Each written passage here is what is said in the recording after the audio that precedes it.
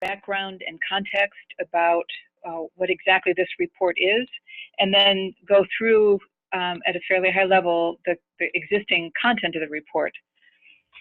So Executive Order 2019-03 was signed by Governor Pritzker around January 15th of this year. And it's easily Googleable, so if you're interested in reading it, it's short, only 2 pages. And in essence, it strengthens the state's commitment to workforce development and job creation. And it speaks specifically about ensuring that the economic benefits from both of those functions reach every resident of the state and every part of the state, especially communities that have been disenfranchised over the years and historically have not had access to either good jobs or the training that they need to access them. So as part of this executive order, DCEO was directed to prepare recommendations on how we can target growth industries and then align workforce resources to better serve those disenfranchised communities throughout the state.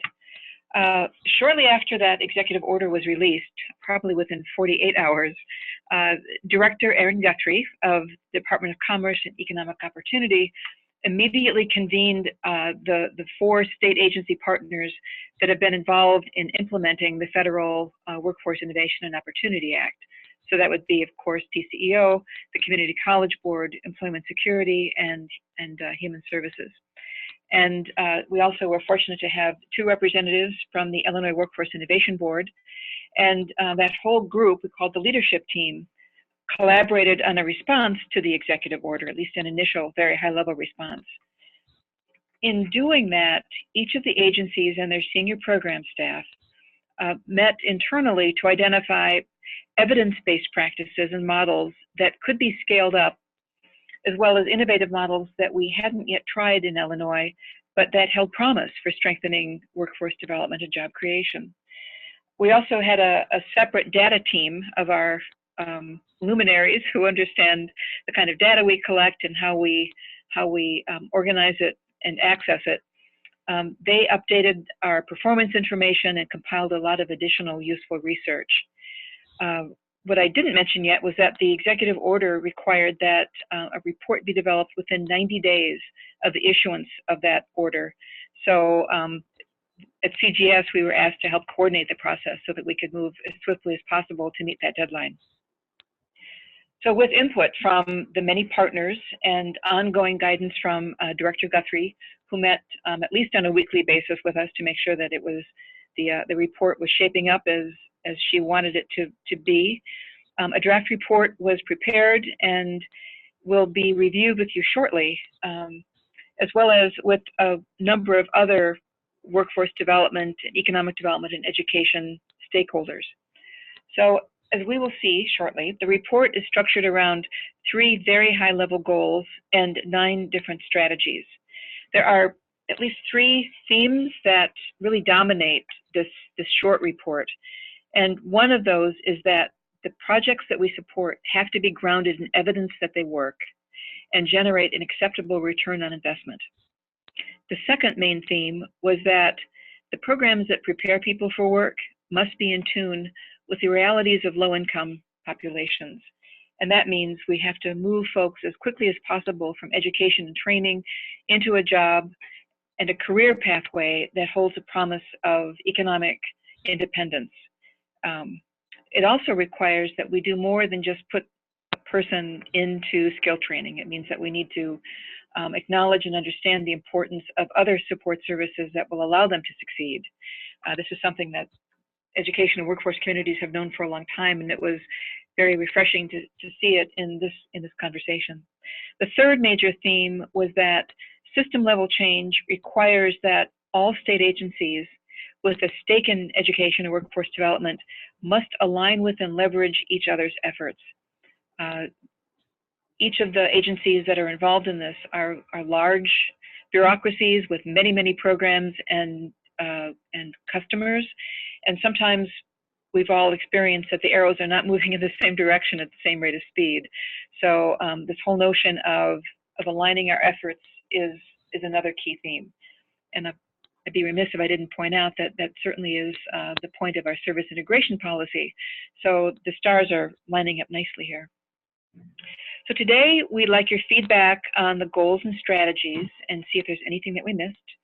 And we'd also like to know where you see yourself and your organizations plugging in. We realize that broad and effective partnerships will be needed to make progress toward these goals. And as a result, understanding how we work together is essential. So to help us focus this discussion, we'll review the goals and strategies that frame the report. The full report is about 60 pages long, so we wanted to provide you with these summary documents that convey the substance of the report without digressing into too much of the detail. So we have this executive summary, and there's also a summary table of the 35, I think, programs, proposed actions that represent really the meat of the report. So before we get into this, it's important to point out that both Director Guthrie and the Governor's Office have stressed the importance of having readable, jargon-free narrative.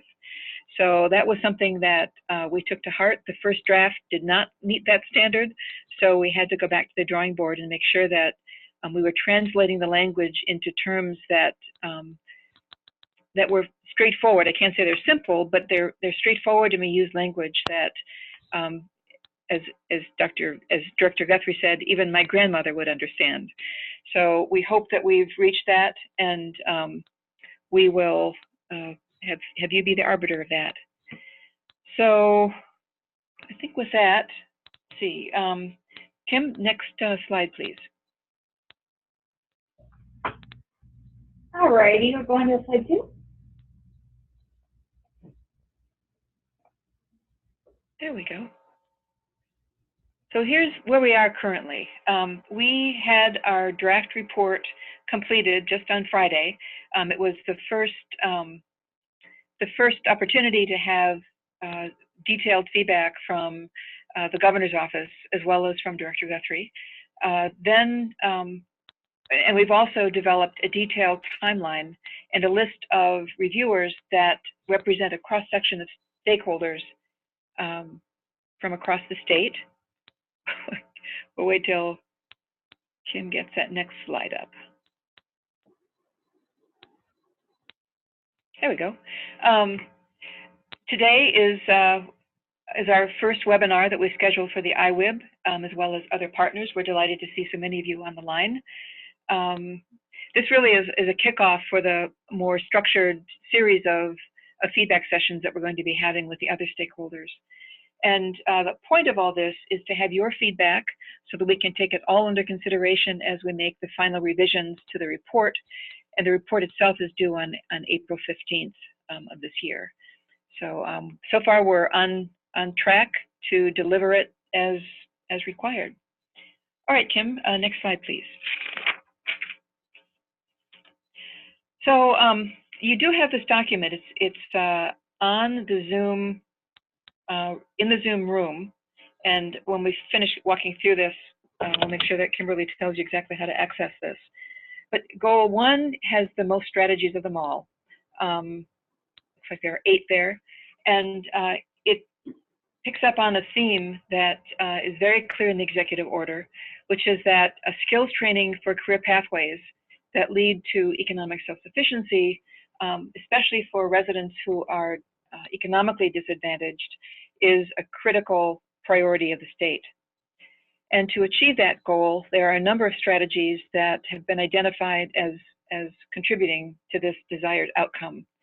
The first is that the 3 key partners, business, education, and workforce, work together to identify the skill needs and accelerate that time from education and training into employment.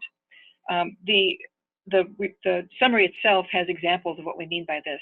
So these are really just intended to speak to the broad strategies that we want to see deployed throughout the state. The second strategy is to unify how the state agencies that are currently identifying and prioritizing industries and occupational areas, how they make those determinations. In a review of how we're currently doing it, not everyone is using the same approach. So we want to make sure that to make a real impact on these targeted clusters and sectors, that we're all agreed on which ones they are and that we prioritize them in the kinds of programs that we support. That's the only way we're going to be able to move the needle on skills training. The third strategy has to do, and actually there are a few in here that speak to specific target populations under WIOA, but also happen to coincide with those disenfranchised individuals that are referenced in the executive order. And this one, the third strategy, speaks to returning citizens and calls for programs that prepare inmates when they're still incarcerated, prepare them to succeed when they're released by providing critical workforce services such as life skills, career readiness, occupational training, and on-the-job training. For those of you familiar with the Kiwani project, that's being held up as a model for how we can do that successfully. Another target population is low-income parents, and this references the type of program that St. Clair County has launched, in which they are identifying parents of children in early childhood Head Start programs and moving them into education and training and a career pathway in early childhood development. So it's another one of those initiatives that pulls together a variety of resources for very positive outcomes. The next strategy that also speaks to a multi-agency approach has to do with a target population known as, we didn't use this acronym because we're trying to be user-friendly, known as ABODs, or able-bodied adults without dependence. And this group of individuals is currently receiving food stamps, and they are at risk of losing that benefit unless they are effectively linked to a training or employment program. So here again, we need not just the Department of Human Services to respond to this, but pulling in their partners as well to find creative solutions to this challenge. The next strategy has to do with apprenticeships, which are certainly a key initiative in the workforce arena, education and workforce arena in the state. And the focus here is on expanding regional apprenticeship networks in non-traditional sectors. So those would include healthcare, information technology, financial services, and others that we're rapidly becoming familiar with. Marketing and replicating programs that offer dual credit for high school students is a great way to accelerate time to a good position, and we want to see those programs expanded and grown throughout the state.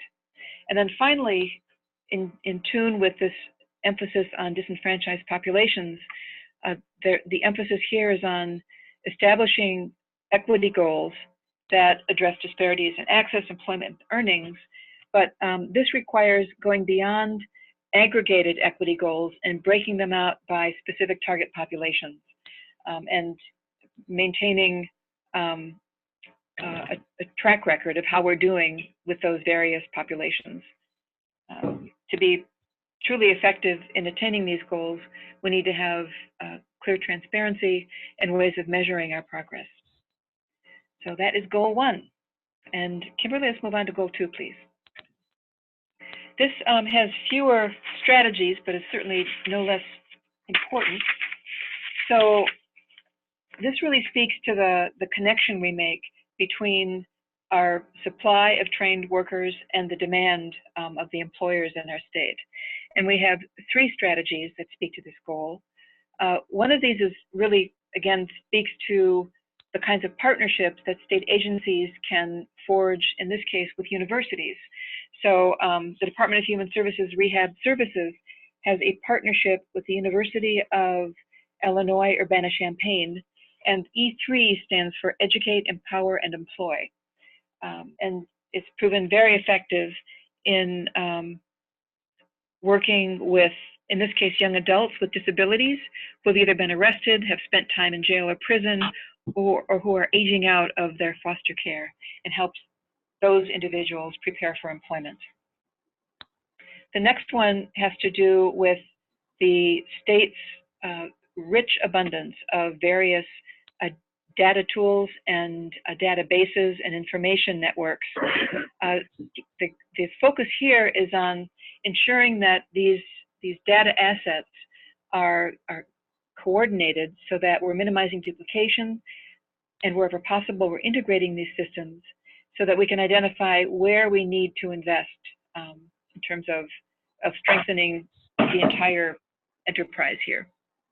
And then the third and final strategy under goal 2 is an example of how state agencies can help quickly respond to, in this case, impending layoffs, and help either reduce or ideally eliminate the risk of layoffs. So we have good data that we can use, and there's some that's in beta testing that will allow state staff, especially the WARN staff, to go out and attempt to intervene and mitigate the impacts of these layoffs. Kim, goal 3, please. So this speaks to our business development function as a state. We have 6 strategies that are mentioned in this regard. A very important one is to ensure that we have sector-specific workforce development initiatives that are employer-led in every region of the state. And this includes our more rural areas where launching these kinds of partnerships can be more challenging. The idea here is that the methodology whereby we identify these industry sectors and clusters are regional specific, and that those are used to drive these kinds of initiatives. The next one is about business incentives, and oftentimes offering a wage subsidy or some other kind of financial or other incentive can make the difference between an employer being able to afford bringing on an individual who may be economically disadvantaged and not being able to do that. So the state will be investigating policy and legislative opportunities to do this. Third is, it just really speaks to the equity aspect of this, that economic and workforce development strategies in rural regions are challenging. We know that there are strategies out there that work, and the key here is to identify those that do and ensure that they're deployed throughout Illinois. Technology is a great avenue for providing resources to Illinois small businesses and entrepreneurs, not only in rural areas, but also in inner city areas, to help them develop and implement their business plans. Innovation is a major driver of small business startup and expansion, and we have many assets in Illinois that small and medium-sized businesses and entrepreneurs can leverage to bring innovation into their establishments, and we want to make sure that that opportunity is provided as widely as possible. And then finally, streamlining or minimizing the red tape for all Illinois businesses and entrepreneurs is always a good thing, and that's another strategy that will be pursued over the coming years. So I think, is there one more slide? Yep. So these are the questions that we'd love to have your feedback on, realizing that it's a high-level overview, but sometimes that's the level where you can really see if the framework makes sense. So the first question is, in its entirety, do these goals and strategies represent the workforce and job creation agenda that this new gubernatorial administration will be pursuing over the next 4 years? We'd love to have your feedback on that. Is anything missing? And knowing that we will be having more detail on the specific examples under these strategies in the full-length report. We'd like to hear from you as well as what do you see as being the most important strategic targets as we move forward, knowing that resources are limited. And then finally, opportunities that you see to connect here is something that will be helpful as we start to mobilize and expand our existing partnerships. So before yes, Mark. It's Mark. Just want, I mean, we've got about 35 people on here so we don't talk over each other. If I can just kind of dictate certain organizations or entities, just kind of go down a line and not sliding anyone if you're falling further down the line than another, just kind of systematically going down and requesting representatives from each of them to speak, and then we'll open it up for anybody else that may have thought of an idea after they were called upon, or that I may have missed. So are you okay with that? I'm fine, but I also wanted to offer you and Lisa the opportunity to comment on anything I may have missed, or our state agency partners that have been doing a lot of heavy lifting over these past couple of months.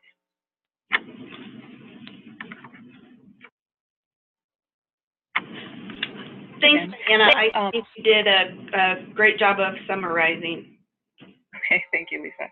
I'd like to start with the state board. I see Chairman Rico is on, and I'd like to see if he's got any comments at this time, especially considering this was taken up for a conversation at the board meeting last week. Good afternoon, everyone. Thank you, Mark and Diane and Lisa. Diane, you did a great job here. One thing, going back a little bit to the entrepreneurship and small business, I also want to make sure that we include MBE and DBE, which is small minority business enterprise and disadvantaged business enterprise.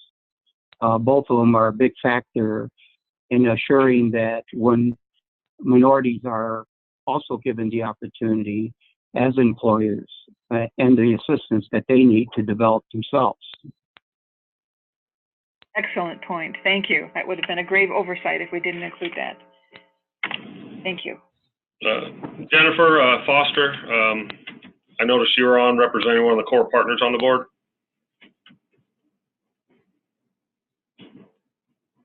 Or any other of the state board members that might want to add?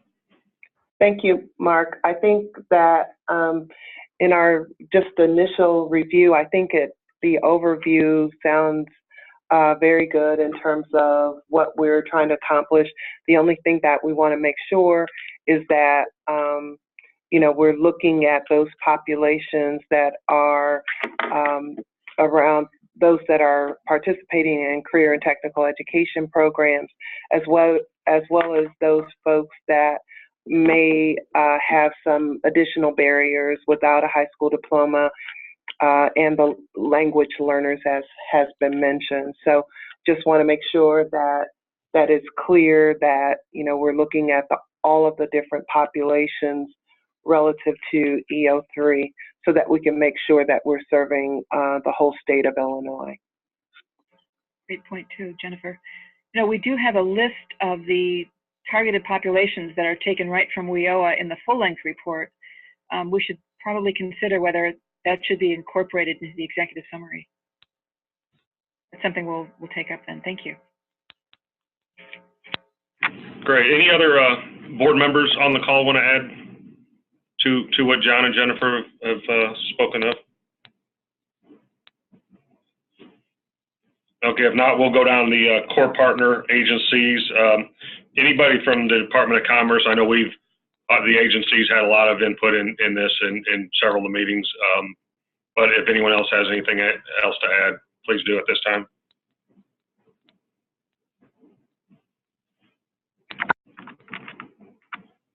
Okay, anyone from the Department of Employment Security? I recognize a couple of the data people on the call today. This is George Putnam from IDS.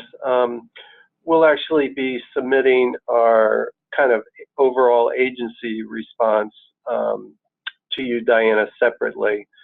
So we're developing those comments now. Thanks. Okay, thank you, George.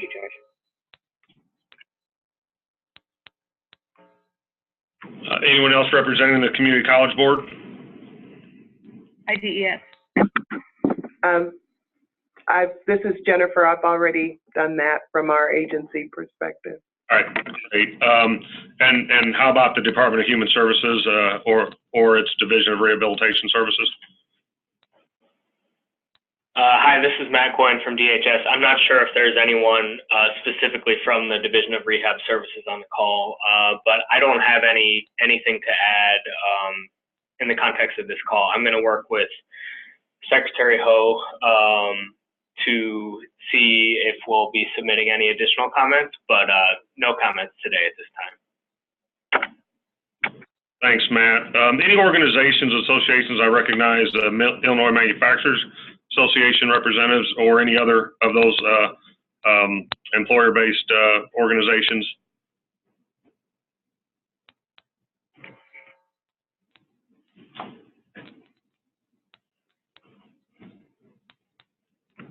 Okay, let's move on to some of our local partners. I know there's quite a few of you on, so hopefully we can kind of go systematically down that. First come, first served to all of you from the local areas.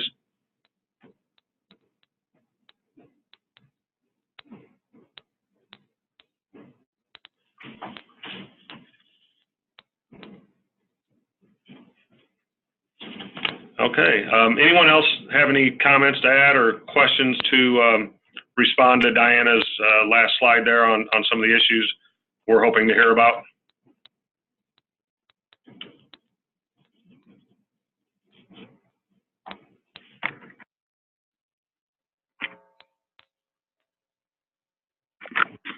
All right, Diana, I'll turn it back to you to close things out then. All right. Well, if upon reflection you have suggestions you'd like to make, please get them into either myself or Mark or Lisa by the end of this week would be ideal. We're trying to get the reports finalized and ready for dissemination by our deadline, and it's rather tight. But anything you'd also feel free to call if you'd like to just discuss something about it over the phone. Yeah, Diana, I had one question. Is there a plan yet, you know, once this is submitted to the governor's office and the anticipation that some resulting action or reaction from the governor's office will occur, is there a plan to share that, such as through a webinar or some other, has that been discussed, or is it the focus really been on getting a report together at this point in time? I would defer to Lisa. I'm not aware of anything. Sure. So one of the things, the report, and I think, Diana mentioned this, that the report is due in mid-April, and we're working with the governor's office now, and we'll continue to do so with deciding how he intends to release the report. So there'll be more information to come about that. So just look for additional details for exactly how it's going to be released. Great, thank you. I'd just like to thank everyone for your interest and look forward to receiving your comments and feedback. Thank you, Diana. Thank you. Thank you. Thanks, everyone. Appreciate it.